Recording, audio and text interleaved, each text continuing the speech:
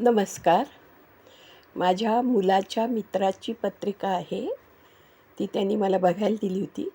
त्याचं विश्लेषण मी तुम्हाला सांगत आहे. जन्मतारीख आहे 1/9/78, 12:20 दुपारचा जन्म, शुक्रवार, कर्क रास, आश्लेषा, चौथं चरण. आणि प्रश्न होता आरोग्य, शिक्षण, नोकरी का व्यवसाय आणि वैवाहिक जीवन. असा हा पत्रिकेमधील प्रश्नाचं आता उत्तर आपण शोधणार आहोत आणि उत्तर बघणार आहोत.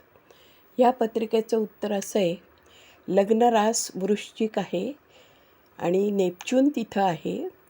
गुरु चंद्र भाग्यस्थानी युती योग आहे. गुरु उच्च राशीत कर्केचा, त्याची 5वी दृष्टी लग्नस्थानी. त्यामुळे ह्या जातकाचे आरोग्य उत्तमच राहील असे आपल्याला पत्रिकेवरून दिसते. वृश्चिक लग्न आहे आणि सोबत नेपच्यून पण आहे, पण गुरुचंद्राची दृष्टी आहे. 5व्या घरात मीनेचा केतू आहे, मीन राशीचा केतू आहे. त्यावर मंगळ व राहूची 7वी दृष्टी आहे. 5वं स्थान जे आहे त्या स्थानात केतू आहे आणि त्या मंगळ राहूची 7वी दृष्टी आणि गुरुची 9वी शुभदृष्टी आहे. 5वं स्थान हे विद्यास्थान असतं. त्यामुळे या जातकाचे शिक्षणही चांगलेच होईल, म्हणजे चांगलेच झालेले आहे असं या 5व्या घरातला मीनेचा केतूमुळे सांगता येतं.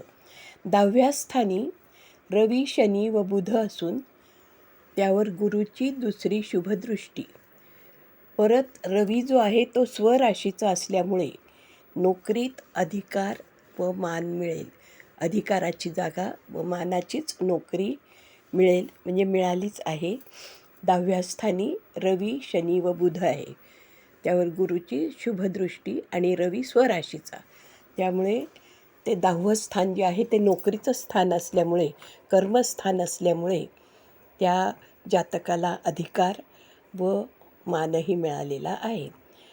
विवाहस्थानचा मालक शुक्र, म्हणजे 7म स्थानचा मालक शुक्र 12व्या स्थानी आहे व स्वराशीत असल्यामुळे तुळा या राशीत ही त्याची स्वरास आहे शुक्राची.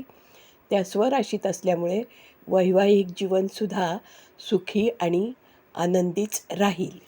कारण शुक्र हा सगळं सुख वगैरे आपल्याला देत असतो आणि त्याची 12व्या स्थानी तो आहे व त्या मालक जो आहे विवाहस्थानचा तो शुक्र 12व्या स्थानी आहे. एकूण पत्रिकेचा दर्जा उत्तम आहे. कन्या राशीत राहू उच्च असल्याने व मंगळ सोबत आहे. कन्या राशीत राहू आहे, तो मंगळासोबत आहे व लाभस्थानी आहे.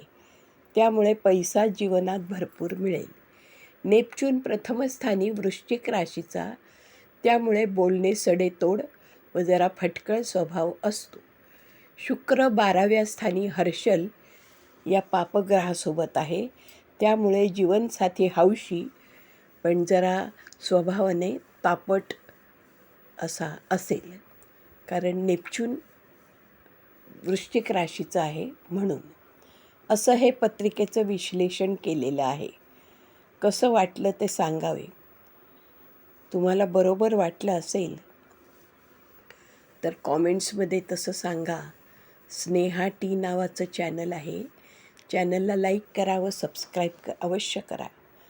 कारण मला अशा या पत्रिका पाहून ते सांगायला आवडतं. मला ज्योतिषशास्त्राचा व्यासंग आहे. 20 वर्षापासून मी या क्षेत्रात काम करत आहे. मला पत्रिका बघून त्याची उत्तरं द्यायला आवडतात.